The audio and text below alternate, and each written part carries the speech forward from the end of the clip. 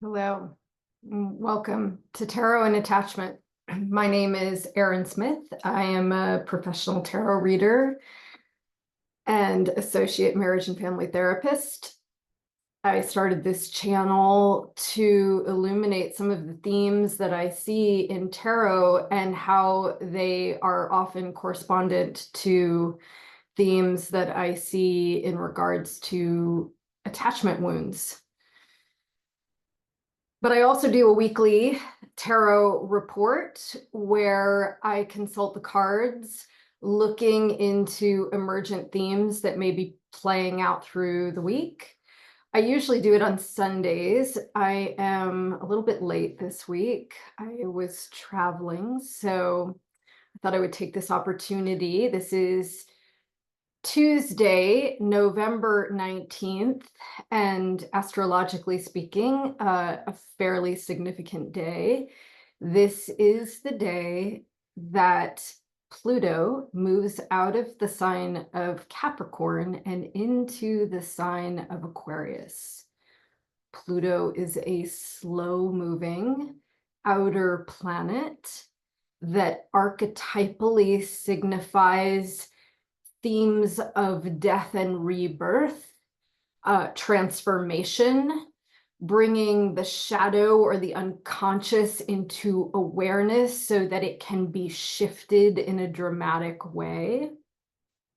And because it's a slow-moving outer planet, it tends to be associated with cycles of time that affect humanity, like in a larger way. Not to say that these archetypes don't play out in some way in our personal lives, but it is something that generally affects society as a whole. So these are like generational themes that emerge over the course of human history.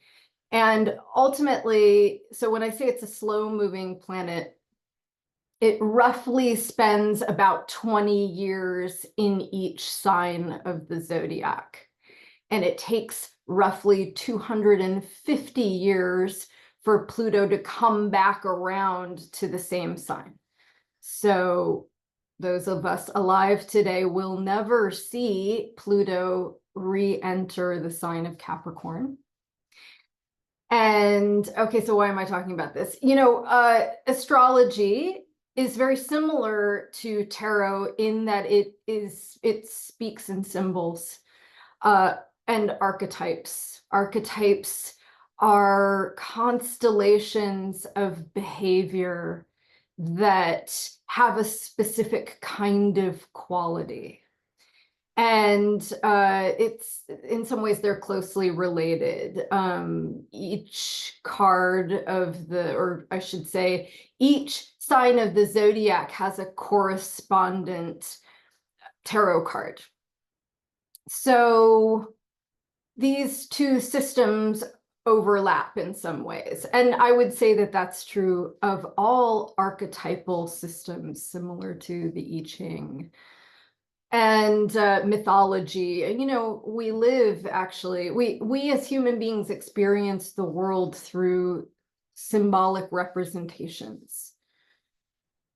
So, all right, well, let's look. Let's see what Spirit has to say about energies that are emerging and what themes might be arising in our lives this week. Maybe this planetary shift of Pluto will come into the mix and maybe not. So I'm going to do my thing. I'm going to go silent. I'm going to concentrate while I shuffle.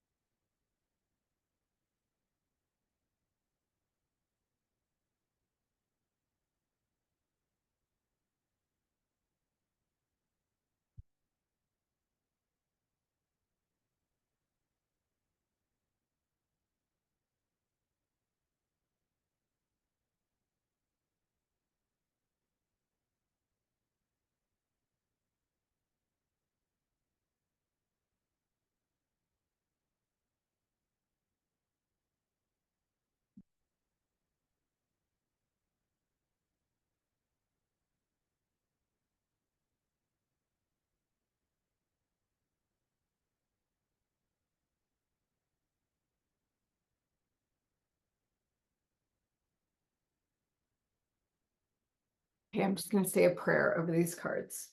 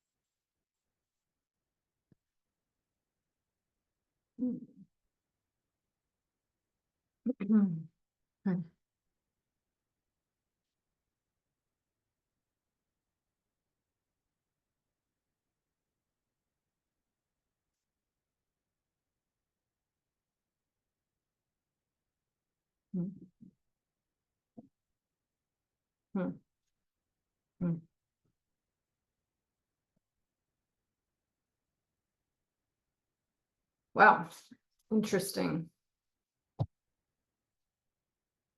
So there's a lot of major arcana coming up here, and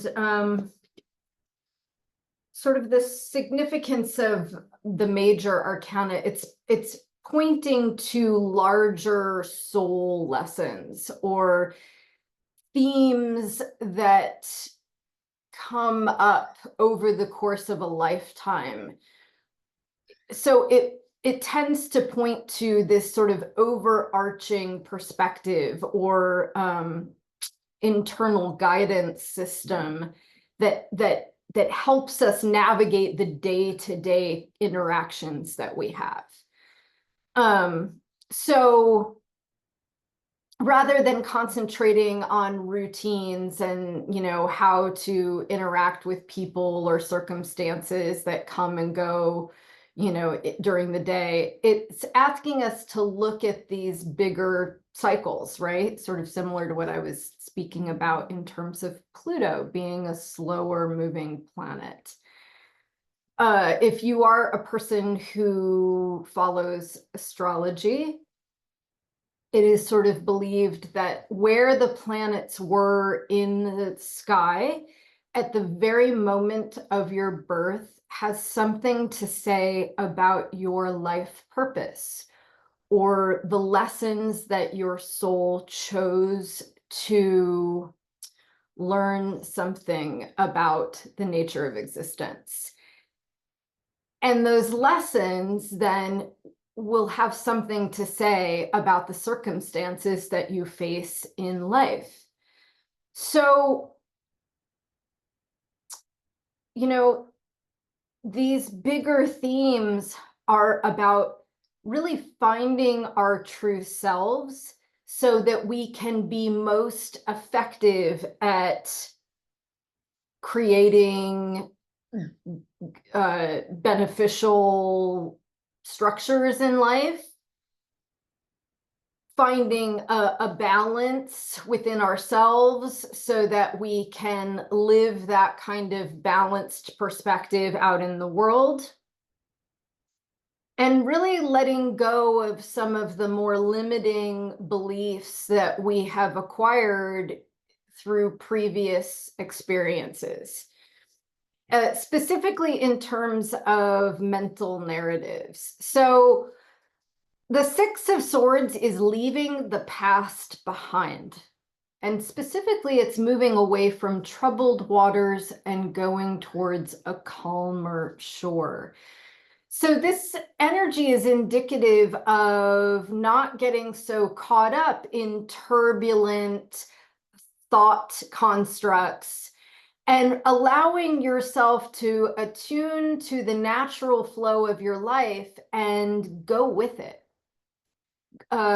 Not creating a lot of rigid mental structures. So something along the lines of, I've always wanted to be a painter, but it's too late in life and I don't have the proper training, and that would be really irresponsible of me to do that. So I'm just going to stay the course at this sort of profession that is unengaging and sort of soul crushing.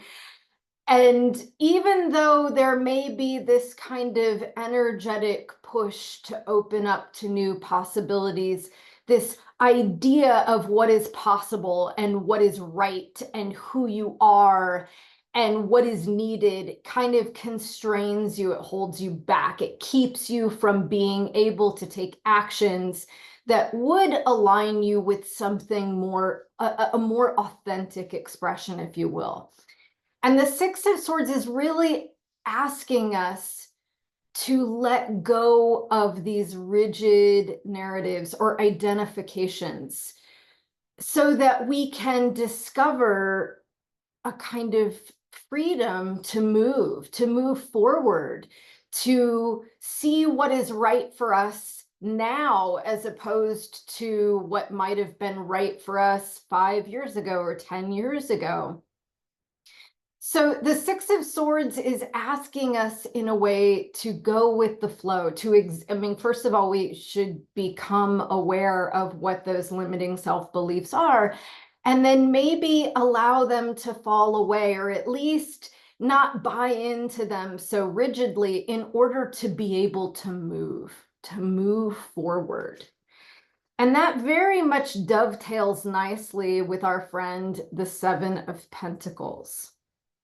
So the way that I usually describe the Seven of Pentacles is that you have the soul of a poet, but you think to yourself, nobody makes a living being a poet, so I'm going to be a banker instead. And yet the Seven of Pentacles is suggesting that, again, this sort of mental construct about what something means and about who I am and about what is possible, that these constructs are not always true, certainly not always they don't always benefit us. And when we force ourselves to fit into these very limiting frameworks, then it becomes soul crushing. It is like the fruit rotting on the vine. So ultimately, the Seven of Pentacles is asking us to look within ourselves and to examine what our souls are longing to express. You know, what does that look like? And, you know, obviously for every single person, it's going to look a little bit different. Do you want to be an adventurer and you are stuck in some position that doesn't allow you to go out and explore? Do you want to have children, but you aren't finding appropriate partners? Do you you know, do you want to be a marine biologist, but you've been groomed to run the family business? I mean, again, there are so many ways that this kind of energy can play out. But at the core of it all, we are being asked to feel into what it is that we're drawn to, who it is that we feel aligned with, you know, what communities do we feel drawn to engage with, and to allow ourselves to go into those areas of life and align with them, even if that means that we have to disidentify from some old ideas or old ways of being in order to do it. So authenticity, this is a big theme here in terms of how we move about the world. So what does that mean to us on a bigger soul level? So here we have the Hanged Man and the Hermit. So the Hanged Man is about having a radical shift in perspective. In some ways, you might even think about Hanged Man as being correlative of Plutonian energy, this sort of transformation of, seeing things and experiencing things in a completely different way as a result of turning something on its head. The hangman is actually Odin, and he is the Norse god of wisdom. So he hangs himself from the tree of life in order to be enlightened. You can see that here in the halo. This is indicative of having an enlightened perspective. And it happens from hanging upside down. Hanging upside down gives you a radically different perspective than you would have normally. We are very used to seeing the world in an upright fashion. And there's something that happens when you turn everything on its head. You are forced to examine things in a different way. That shift in perspective shapes the way that we think about ourselves and the world at large, and maybe what's possible. And, if we take it for granted that something just is the way it is, then it really dictates how we interact with it. So, I mean, any of you who live in the United States, I'm sure that to some degree you've been thinking about politics. And right now we are looking at a major shift, that there is a major disruption in the status quo. And it feels fraught with uncertainty, and there is the possibility of collapse. And yet, we cannot deny that it's a big change, that it looks in any way like what is coming is going to upset the status quo. And, so what does that mean for us, out in the collective? Well, we're being asked to really go within and examine our own inner truth, our own sense of values. Like, in the face of these big changes, how are we going to show up in our own lives for the people that we care about? Hermit is one who goes inward to seek the answers for himself, and he too has a kind of illumination. And this illumination comes through self-examination, through meditation. I link the hermit with meditation. Being reflective, not being overly influenced by external forces. Ultimately, the world is a changeable place. The great constant in life is change. There really isn't any certainty. That is kind of an illusion, that we can organize structures in our lives and make them solid and unchangeable. It's a complete farce. That circumstances will always change. We will continuously get older, each and every one of us. The seasons will move from fall into winter. The rivers will change their course in accordance with what is going on in the environment.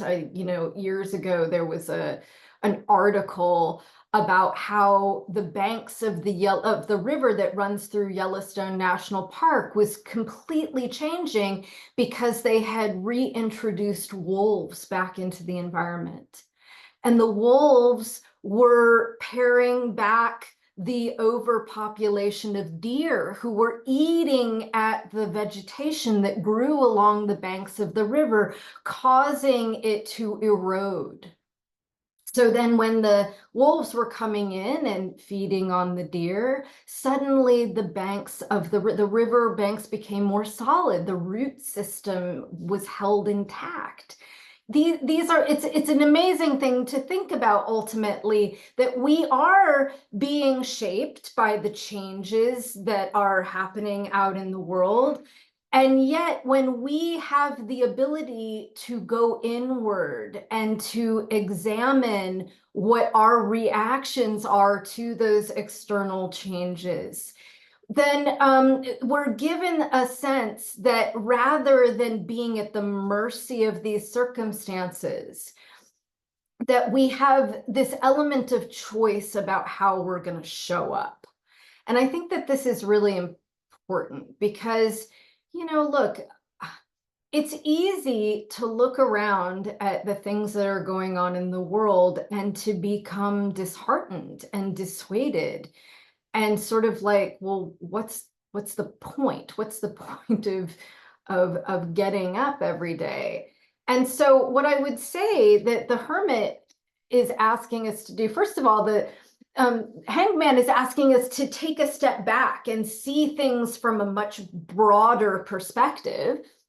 And the hermit is asking us to go inward and find this inner resourcing that we can draw from that is more reliable. Even as things shift and change in the external environment, we can continue to return back to ourselves in a state of peace and calm. Ultimately, in psychological terms, it is sort of like, if you have are a person who has a excitable state, which is often related to trauma, if your central nervous system is sort of on high alert all the time, then you're going to be very reactionary to all the things that are going out in the world, and you're going to be in this constant state of fight or flight, which makes it a lot more difficult, if not impossible, biologically speaking, to stay centered enough to take wise action in life. Because it really is sort of like a biological fact. If your amygdala is engaged, if you're in fight or flight, then your prefrontal cortex goes offline. And your prefrontal cortex is the part of your brain in charge with executive function. Feeling safe enough to analyze the data and choose wisely, or at least to just hold things in perspective. Rather than being reactionary and feeling like you need to be on the defensive or you need to fight to hold your position. So this beautiful sort of like zooming out and focusing in, zooming out and focusing in. It's, if you can think of these energies as sort of like the breath of the universe. And ultimately what it's saying is that then that gives us a greater sense of personal volition. What I love about this poll actually is that both the emperor and the empress showed up here. And I think that's really important and significant because these energies are complementary. And if we're going to look at these archetypally, so you know how I was saying that the major arcana is correspondent with signs of the zodiac. Well, the Empress is correspondent with Venus, and Venus is correspondent with Taurus. And the Emperor is correspondent with Aries and Mars. And these two forces, again, are complementary. You can think of them as being similar to the yin and the yang, the archetypal feminine and the archetypal masculine. And these energies are very much correspondent with zooming out and zooming in. Your breath, breathing in and exhaling. You can't just have one without the other. It's not possible. That in order to express our will to take action and make things happen, to take charge, that's the Mars energy. You would do well to plant seeds, to be reflective about what it is that you wish to create or what outcomes you are hoping to elicit through action. And that comes from nurturing something into being, creating a fertile environment for things to grow richly and expand in lush ways.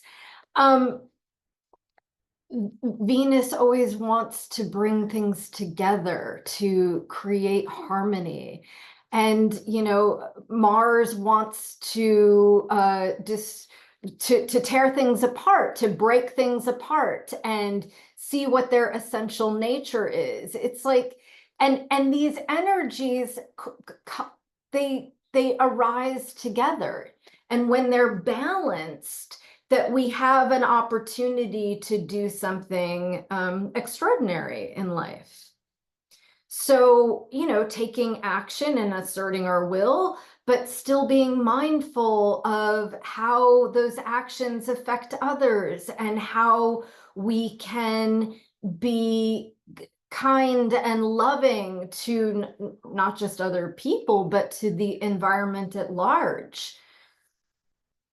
So, but so much of this is really about noticing how our thoughts and actions are correspondent with what gets created in the world, and learning to take responsibility for how we're directing our thoughts and actions in order to become more mindful of our creations. And that's really what the magician is asking us to do. The magician is the master manifester. He has the ability to create in all areas of life based on where he directs his will. And will is really time and attention. The way that we direct our focus and what we give time to. This is what comes into being. Physically out in the world, but also metaphorically, the things that we choose to concentrate on color our perception, and it affects our experience of the world.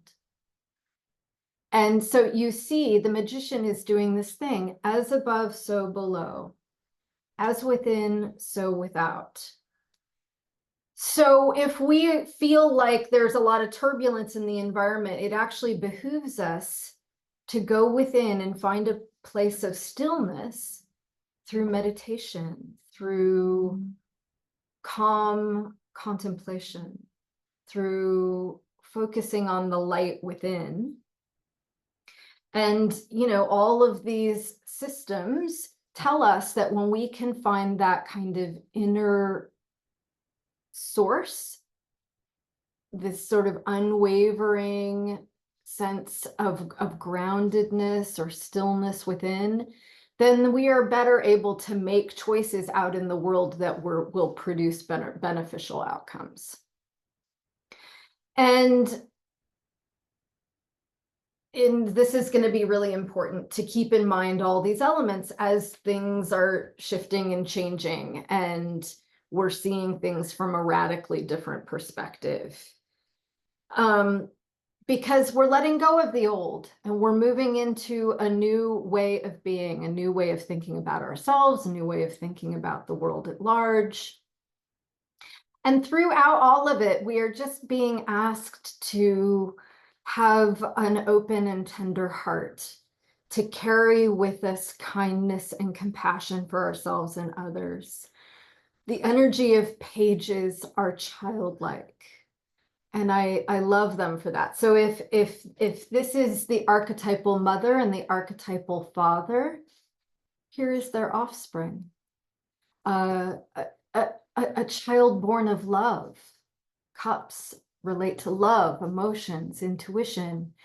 A new loving expression that can come into the world as a result of the marriage of these two opposites in equal measure.